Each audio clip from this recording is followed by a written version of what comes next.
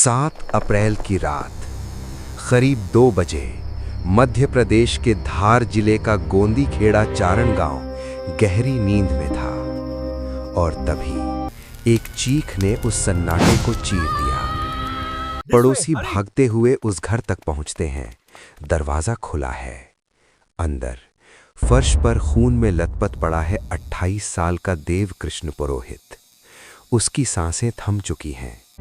बगल के कमरे में उसकी 25 साल की पत्नी प्रियंका बैठी है, हाथ बंधे हुए, आंखों में आंसू, और उसकी आवाज कांप रही है। डकैत आए थे, उन्होंने मेरे पति को मार दिया। पहली नजर में सब कुछ साफ लगता है, एक लूट, एक हत्या और एक बेबस पत्नी। लेकिन सच कभी इतना आसान नहीं होता। सुबह होते ही पुलिस पहुंचती है। प्रियंका अपनी पूरी कहानी दोहराती है। 3-4 नकाबपोश लोग, धमकी, लूट और विरोध करने पर हत्या। वो कहती है उसे दूसरे कमरे में बांध दिया गया था। 15 मिनट तक वो अंधेरे में पड़ी रही। फिर जैसे ही हाथ खुले वो चीखी। गांव के लिए ये एक डकैती थी, लेकिन पुलिस के लिए ये कहानी शुरू से ही अधूरी थी। घर का दरवाजा टूटा नहीं था, बस खुला छोड़ा गया था। अलमारी बिखरी थी, लेकिन जबरदस्ती के निशान नहीं थे। और सबसे बड़ा सवाल, अगर वो बंधी थी तो उसका फोन पूरी रात एक्टिव कैसे था? उसने किसी को कॉल क्यों नहीं किया? शक अब गहराता जा रहा था। फिर आई पोस्टमार्टम रिपोर्ट और कहानी ने करवट ली। देव कृष्ण के शरीर पर वार रैंडम नहीं थे। ये गुस्से में हुई मारपीट नहीं थी, ये एक टारगेटेड अटैक था। कोई आया था सीधे मारने के लिए। स्निफर डॉग्स भी घर के बाहर जाकर लौट आए। कोई भागा नहीं, कोई निशान नहीं। और फिर एक सच ने पूरी कहानी उलट दी। प्रियंका ने कहा था गहने लूट लिए गए, लेकिन वही गहने उसी के कमरे में कपड़े में लिपटे मिले। अब ये साफ था, ये डकैती नहीं थी, ये एक प्लान था। अब पुलिस सीधे प्रियंका तक पहुंची। उसका फोन खोला गया। कॉल डिटेल में एक नंबर बार बार सामने आ रहा था, कमलेश, प्रियंका का प्रेमी। रात 12 बजे, 1 बजे, 2:30 बजे, हत्या से ठीक पहले और ठीक बाद में दोनों के बीच लगातार बातचीत। अब सच्चाई खुद बाहर आने लगी थी।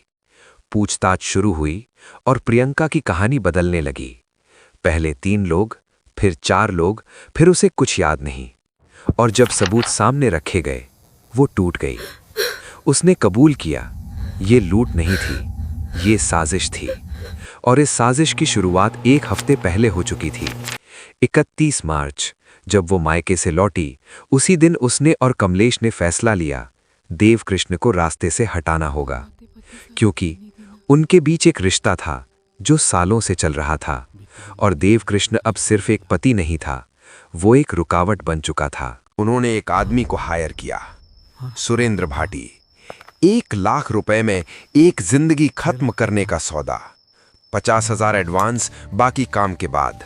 प्लान बेहद आसान था, रात में आओ, मारो और इसे लूट बना दो। 7 अप्रैल की रात देव कृष्ण सो चुका था और प्रियंका ने अपने ही घर का दरवाजा खोल दिया। वो बाहर खड़ी इंतजार कर रही थी। करीब 1:30 बजे 2 लोग आए, सीधे अंदर गए और कुछ ही सेकंड में सब खत्म हो गया। सोते हुए इंसान पर तेज लगातार वार, बिना किसी आवाज के। बाहर खड़ी प्रियंका सब सुन रही थी। काम खत्म हुआ, वो अंदर आई, खुद को बांधा, 15 मिनट इंतजार किया और फिर चीखना शुरू किया। लेकिन वो चीख मदद के लिए नहीं थी, वो एक सिग्नल था। 36 घंटे, बस इतने समय में पुलिस ने हर झूठ को तोड़ दिया। प्रियंका और कमलेश गिरफ्तार हुए और सच्चाई सामने आ गई। एक पत्नी ने अपने ही पति की मौत का दरवाजा खुद खोला। एक खुला दरवाजा, एक झूठी चीख, 1 लाख की सुपारी और एक इंसान जो सोते हुए मार दिया गया, क्योंकि किसी को लगा कि उसका चाहना किसी और की जिंदगी से ज्यादा जरूरी है। धार की उस रात दरवाजा सिर्फ घर का नहीं खुला था, खुला था भरोसे का दरवाजा, और उसी खुले दरवाजे से अंदर आया धोखा और बाहर निकला सच।